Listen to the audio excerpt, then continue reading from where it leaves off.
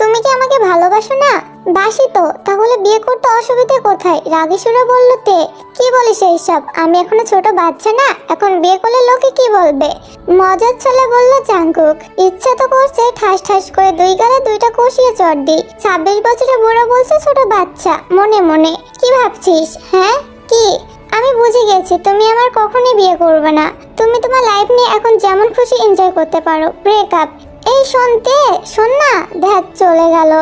জাঙ্কুকের কথা না শুনে ছাদ থেকে এক প্রকার নেমে গেল তে, যে জীবনটাকে নিয়ে সিরিয়াসলি ভাবে না, সবসময় বুকামো আর এনজয় নিয়ে ব্যস্ত থাকে। কি পেয়েছেটা কি? অনেক হয়েছে। আর না, ব্রেকআপ মানে ব্রেকআপ। ও ওদের পরিচয়টা দেওয়া হলো না। এ হলো তে, অনেক থার্ড ইয়ারের ছাত্রী। জাঙ্কুক তার চাচাতো ভাই। ছোটবেলা থেকে তাদের মধ্যে প্রেম। আজ অনেক বড় হয়েছে, জাঙ্কুকের এসব বেখেয়ালে আলাপন আর নিতে পারছে না তে। রাতে বইটা নিয়ে বসে আছি, পড়ায় মন বসছে না। না কেন ভাবছি আমি জাঙ্কুক ভাইয়াকে নিয়ে? তো ব্রেকআপ তো করে এসেছি, যে গিয়েছে সে গিয়েছে। তখনই দরজায় কারো করাঘাতের আওয়াজে তে তাকিয়ে দেখে জাঙ্কুক। তে তখন বইয়ের দিকে তাকিয়ে জোরে শব্দ করে পড়তে শুরু করলো। এবার জাঙ্কুক এক প্রকার ভিতরে এসে বইটা ধরে টান দিল।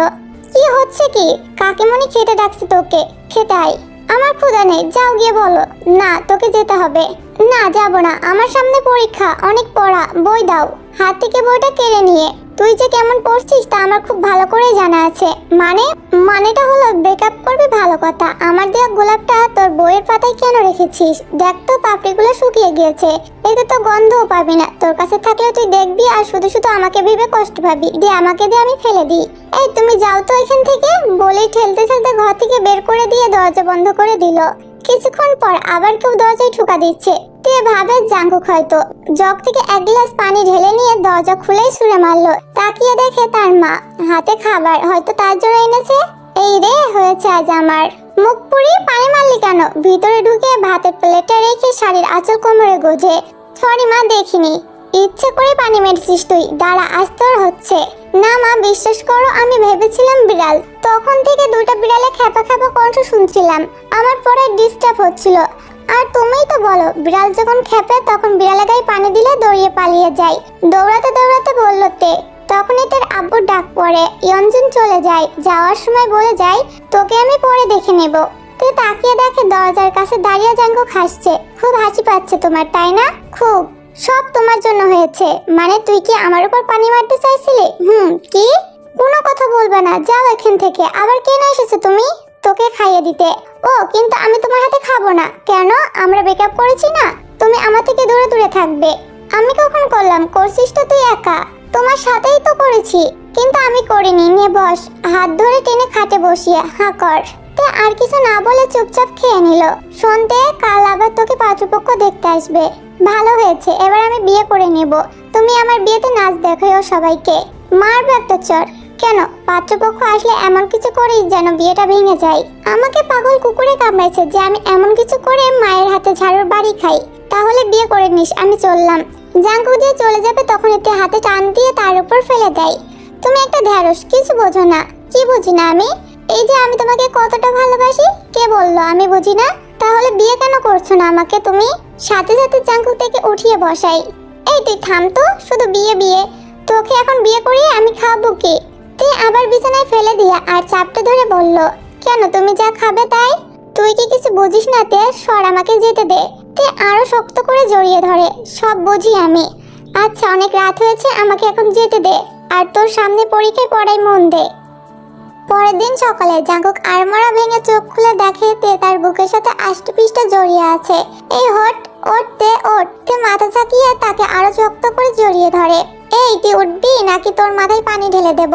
তে ধপ করে উঠে বসে। সমস্যা কি তোমার? বিয়ে করতে বললেও করবে না, এখন কাছে আসলেও এমন করো। না মানে বলছিলাম, আসলে আমার ঘরে কেন এসেছিস? কেউ দেখলে তো তোরই বদনাম হবে। তে আবার শুয়ে পড়লো। হোক, তাতে তোমার কি? তুমি তো বিন্দেশ ঘুরছো ফিরছো আর নিজের কথা ভাবছো।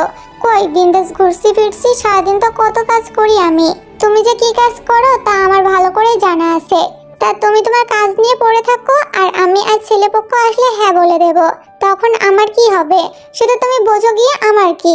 বলে উঠে চলে যাবে তখনই জাঙ্কুক পেছন থেকে তার হাতটা ধরে বসলো।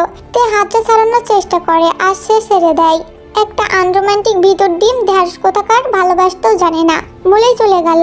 আর জাঙ্কুক সেখানেই মাথায় হাত দিয়ে বসে কিছু একটা ভাবতে লাগলো। বেলা 10টা বাজে। খাবার টেবিলে বসে তে তার আম্মুকে ডাকছিল। আম্মু খেতে দাও, ভার্সিটিতে দেরি হয়ে যাচ্ছে। ইয়ানজন ঝাড়ু এনে তের সামনে এসে দাঁড়ায়। কি হলো আম্মু, তোমার হাতে ঝাড়ু কেন? তোকে মারবো তাই। সকাল থেকে ঢ্যাং ঢ্যাং করে ঘুরে এসে এখন বলিস খাবার দিতে। আচ্ছা ঠিক আছে, খাবো না। কি বললি? কিছু না, আমার ভালো লাগছে না। তাহলে ডাকলি কেন? এমনি, আসলে গলাটা বসে গিয়েছিল মনে হচ্ছিল, তাই তোমাকে ডেকে দেখছিলাম ঠিক হয় কিনা। তে উঠে যাবে তখনই জিন এসে তের হাত ধরে টেনে বসিয়ে বলে, তে না খেয়ে চলে যাবি? খাবো না আমি। মা কি কিছু বলেছে? তে মাথা নাড়িয়ে হ্যাঁ বলে। তাই রাগ হয়েছে বুঝি? আরে বোকা মেয়ে, মা তো আর সারাক্ষণ বসে থাকে না, তাই রেগেছিল। এ কেমন রাগ বলো? আমার ভালো লাগে না। তুমি কত ভালো মামনি।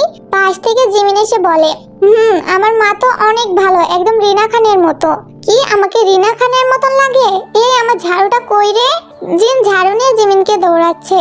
তে উঠে যাবে তখনই জাঙ্কুকে এসে দেখে বসিয়ে খাওয়ার প্লেটটা হাতে নেয়। তে জাঙ্কুককে দেখে মুখ ঘুরিয়ে নেয়। জাঙ্কুক খাবার এনে তের মুখের সামনে ধরে, নে হা কর। তে মাথা নাড়িয়েই না বলে। রাগ হয়েছে বুঝি? কিন্তু কেন? আবার জানতে চাচ্ছ? আচ্ছা, আর জানতে চাইবো না। খাবারটা খেয়ে নে এবার। খাবো, তবে তোমার হাতে খাবো না আমি। ঠিক আছে, আমি চলে যাচ্ছি। বলে যে চলে যাবে তখনই তে এক টান দিয়ে আবার বসিয়ে দিয়ে জাঙ্কুকের হাতে খাবার দিয়ে নিচে মুখে ভরে নিয়ে হাতে একটা কামড় বসিয়ে দেয়। আউচ, ব্যথা লাগলো তো। এভাবে কেউ কামড় দেয়?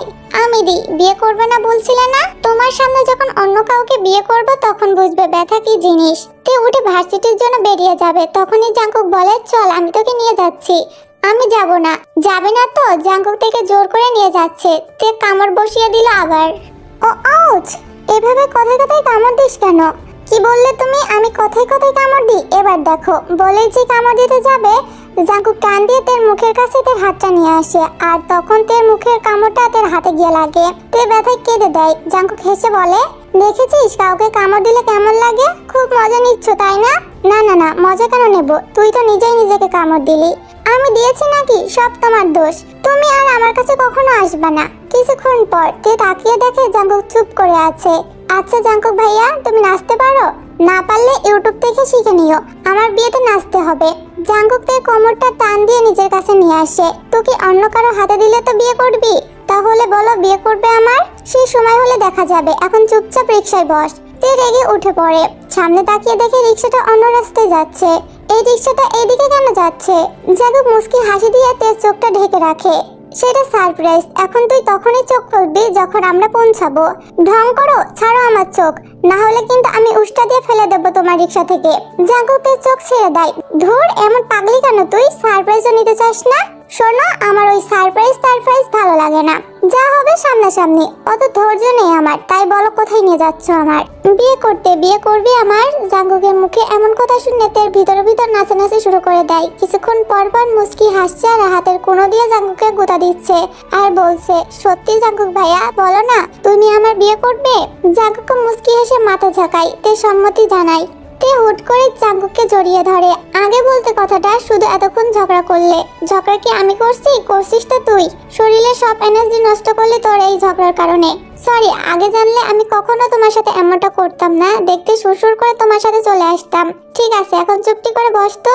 তাদের রিক্সাটা এসে কাজী অফিসের সামনে থামে। তারা রিক্সা থেকে নামতেই তার ছোট ভাই সুগা তাদের দিকে এগিয়ে আসে। তোমরা এত দেরি করলে কেন? আমরা সেই কখন থেকে তোমাদের জন্য অপেক্ষা করছি জানো? আর বলিস না সুগা, রাস্তায় একটা বান্দর নাচ চলছিল। তোর আপু বললো না দেখালে নাকি বিয়ে করবে না। এটা কিন্তু ঠিক না। আপু বললো বলে শুধু আপুকেই দেখাবে কেন? তুইও দেখবি নাকি? আরে ভাই, এই বান্দর নাচ তোদের জন্য না, এটা বড়দের জন্য। না, আমি জিমিনকে নিয়ে ওখানে যাব। বলো কোন রাস্তায় হচ্ছে? তে দুজনকে জোরে একটা ধমক দিল। তারপর জাঙ্কুকে শার্টের কলার টেনে ধরে বলল, ওই আমার ভাইটাকে কি বোকা পাইছো তুমি? আরে না, একটু মজা করলাম। রাখো তোমার মজা। একটা ভেন্সি কেটে মুখটা ঘুরিয়ে সুগাকে নিয়ে হাঁটা ধরলো তে। জাঙ্কুক তাদের পেছনে আসছে। কাজী অফিসের মধ্যে ঢুকতে তে অবাক। তার দাদা দাদি চেয়ারে বসে। জাঙ্কুক তার পাশে এসে দাঁড়ালো। তে জাঙ্কুকের হাতে একটা চিমটি কাটলো। চিমটি কাটলি কেন তে? তে হাতের ইশারা দেখিয়ে বলল, দাদা দাদি এখানে বসে কি করছে? আমি এনেছি। কেন? বিয়ে দিতে। এই বয়সে আবার বিয়ে? ধুর, আমাদের বিয়ে দিতে এনেছি। ও তাই বলো? তাই তো বললাম। ঠিক আছে চলো। তে একটু লজ্জা লজ্জা মুখ করে তাদের সামনে গিয়ে দাঁড়ালো। তারা তাদেরকে দেখে উঠে দাঁড়িয়ে দুজনের হাত ধরে চেয়ারে নিয়ে বসায়। তের দাদি বলে, কি রে দাদু ভাই, বিয়ের জন্য এত অস্থির হয়ে গেছিলি, একবার তো আমাদেরকে বলে দেখতে পারতি। আমরা যদি জানতাম তাহলে আরো আগে তোদের বিয়ে করিয়ে দিতাম। তে তার দাদিকে জড়িয়ে ধরে, সব দোষ ওই জাঙ্কুক ভাইয়ার। জানো তো দাদি, কাউকে বলতে দেয় না, খুব খারাপ। জাঙ্কুক তের হাত ধরে টেনে বসিয়ে বলে, বড্ড বেশি কান ভাঙাছিস তুই দাদির, চুপচাপ বিয়েটা করে নে, না হলে কিন্তু আমি চলে যাব। ওই তুমি আমাকে ধমকাচ্ছ? দেখেছো দাদি, তোমার নাতি এমন করে সবসময় আমার সাথে। লিসা জাঙ্কুককে জোরে একটা ধমক দেয়। জাঙ্কুক নিশ্চুপ হয়ে যায়।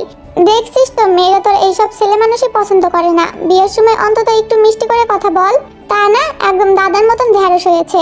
ঠিক আছে দাদি, তে আমার দিকে তাকাতো। জাঙ্কুক তার মুখের সামনে নিজের মুখটা নিয়ে এসে কথাটা বলে। তে চোখ তুলে জাঙ্কুকের দিকে তাকায়। জাঙ্কুক কিছুক্ষণ নীরব থেকে ভোর কুঁচকে ওঠে। কি হলো, তোকে একটু বউ বউ লাগছে না তে? কোনো সাজগুজ কিছু নেই? আজ থাক, অন্য একদিন আসবো, চল। বলে তে হাত ধরে টেনে উঠে আসতে যায়, আর তখনই লিসা জাঙ্কুকের কান টেনে ধরে। ইয়ার কি হচ্ছে?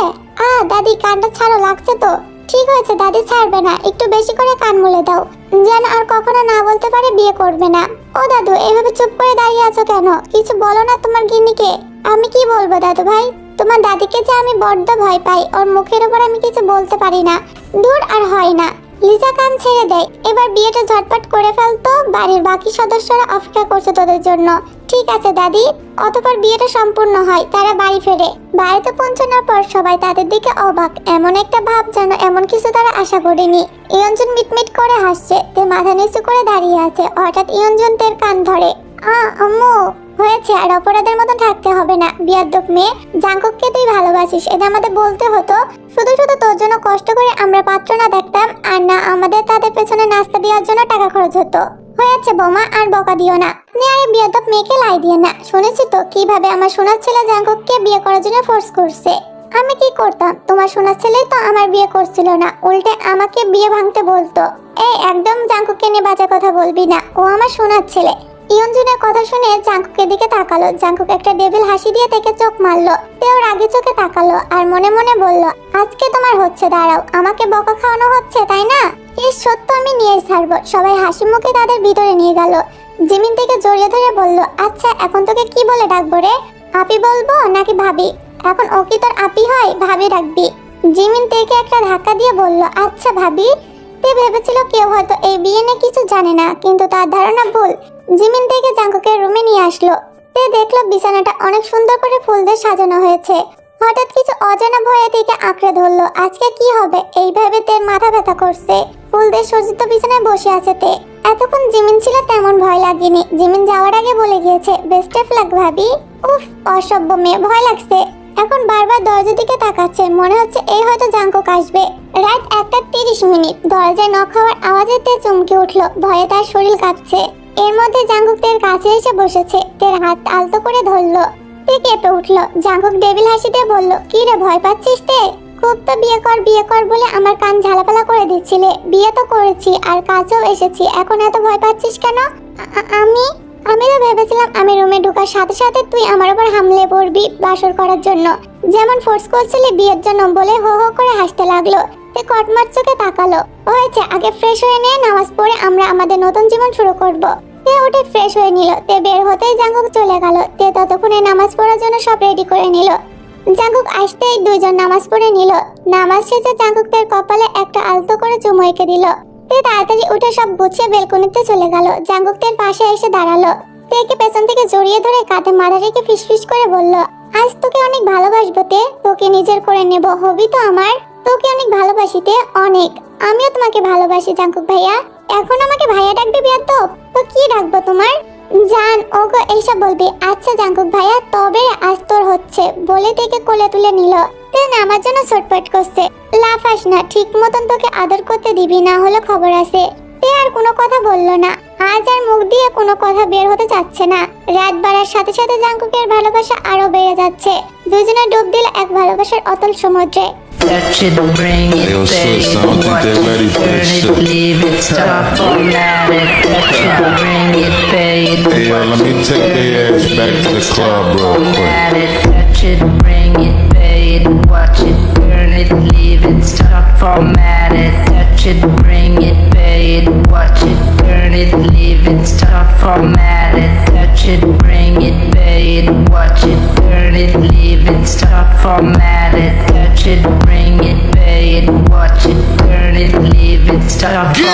addict. Who be the king of this sound? Bust a bus back just with a lock on the town. None of my bitches be coming from miles around. See, they be coming, cause they know how to gouge. Turn it up, now you know who holding the throne, so give me the crown. Niggas still living trying.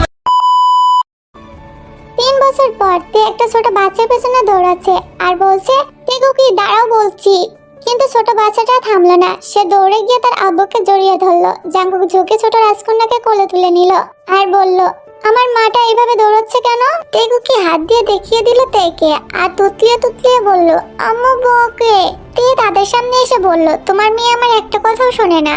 তে রাগ দিকে হাসে, তারপর তার প্রাণপ্রিয় বউকে জড়িয়ে নিল নিজের বুকের সাথে। তারপর তের কপালে আলতো করে একটা ভালোবাসার পরশ এঁকে দিল। তারপর তার ছোট রাজকন্যাটার গালে আদরি পরশ এঁকে দিল। একটা সুন্দর মুহূর্ত দিয়ে আমাদের এই গল্পটা শেষ হলো। বেঁচে থাকুক পৃথিবীর সকল ভালোবাসা, আর এইভাবেই যেন তাদের ভালোবাসাগুলো পূর্ণতা পাক। ভালো থাকুক ভালোবাসা।